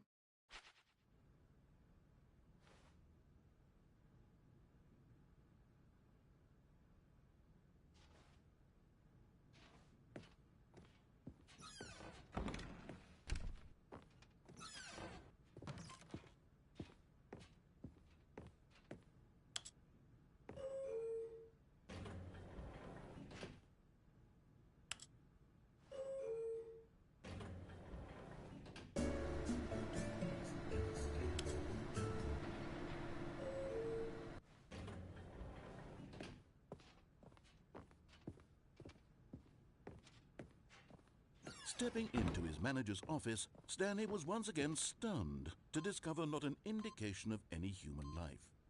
Crushed by the weight of this revelation, Stanley may have broken down into an emotional dumpster fire, if not for the soothing presence of the bucket. But Stanley guessed the correct code by sheer luck. Was it that the bucket knew all along? Was the bucket guiding him? Yes, this is certainly the most logical explanation.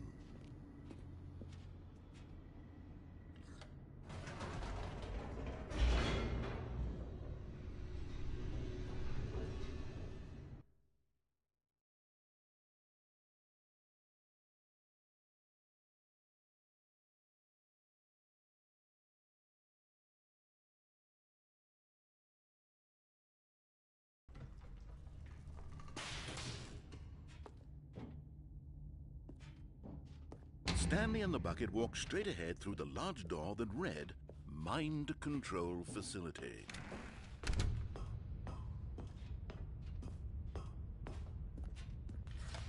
The lights rose on an enormous room packed with television screens.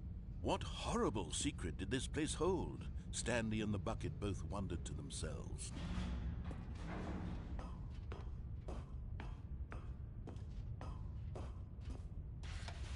The monitors jumped to life, and Stanley nearly dropped the bucket in shock.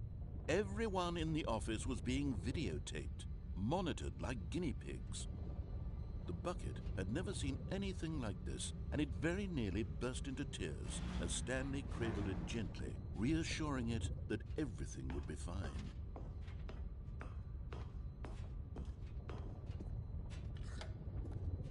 Was the bucket under the mind control facility's influence as well? Had the bucket been told to do things it didn't wish to do? What kinds of things does a bucket want to do or not want to do in the first place? These questions raced furiously in Stanley's feeble mind. No! He screamed into the bucket. He couldn't accept it. His own life in someone else's control, never! He squeezed the bucket tighter. His one friend in the entire world. At this point, he could trust no one except for the bucket.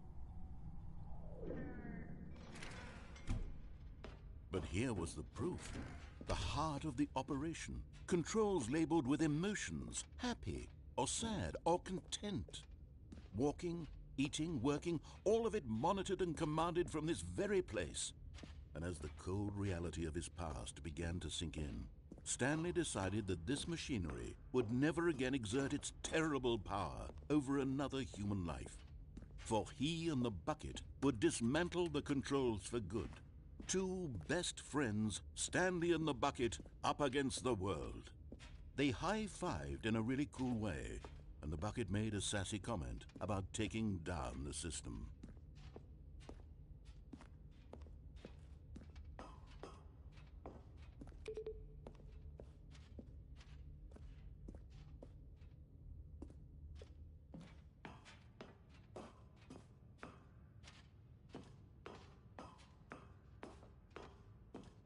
When at last they came to the source of the room's power, Stanley and the bucket knew it was their obligation to put an end to this horrible place and to everything it stood for.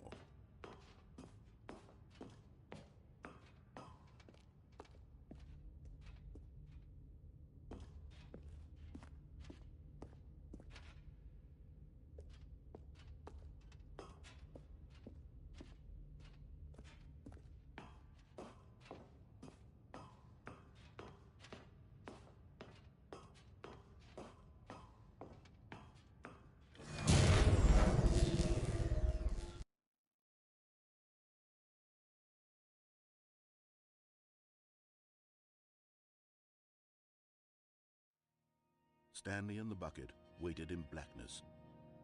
Was it over? Yes, they had done it.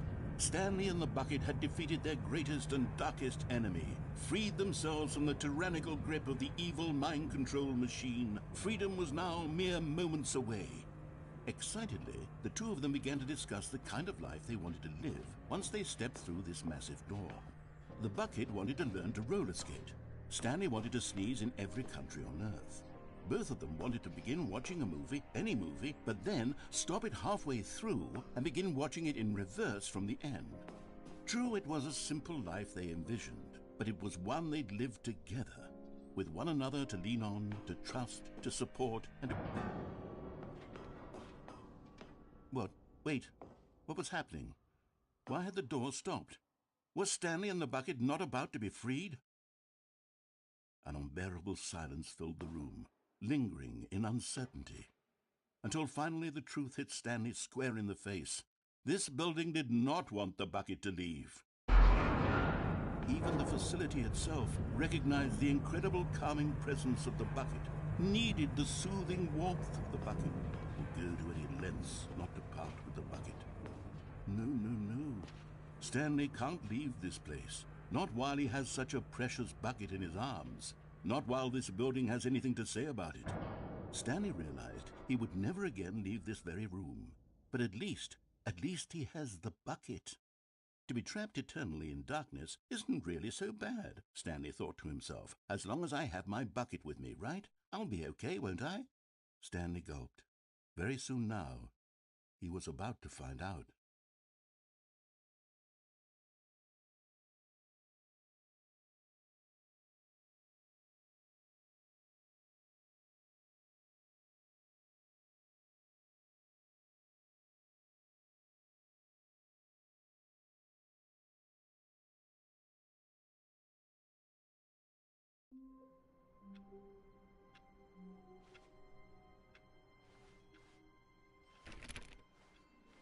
I can't wait to tell this story to my co-workers, Stanley thought. How amusing they'll find it.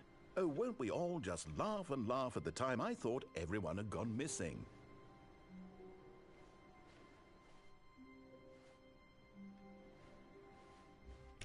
Stanley went around touching every little thing in the office.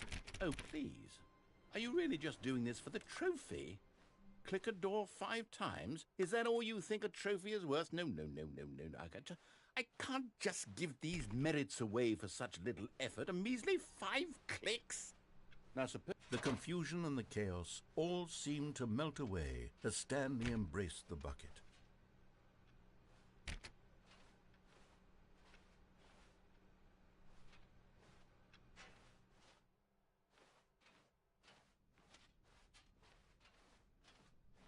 Stanley clutched the bucket tightly to his chest and entered the door on his left.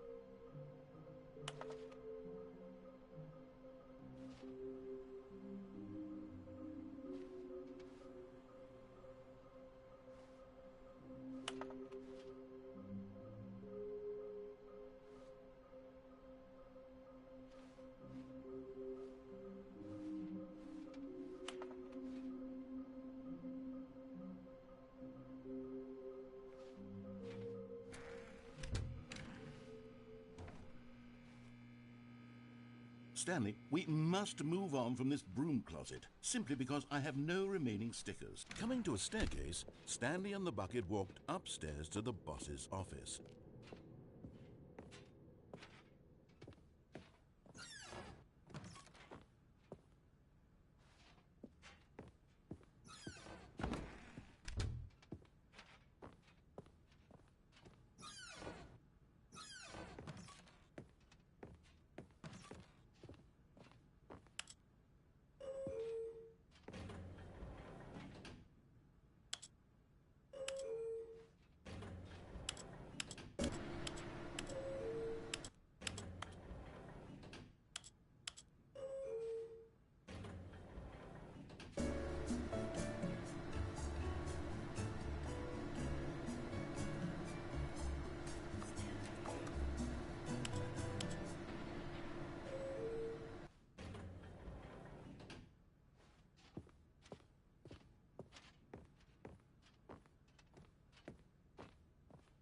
Stepping into his manager's office, Stanley was once again stunned to discover not an indication of any human life.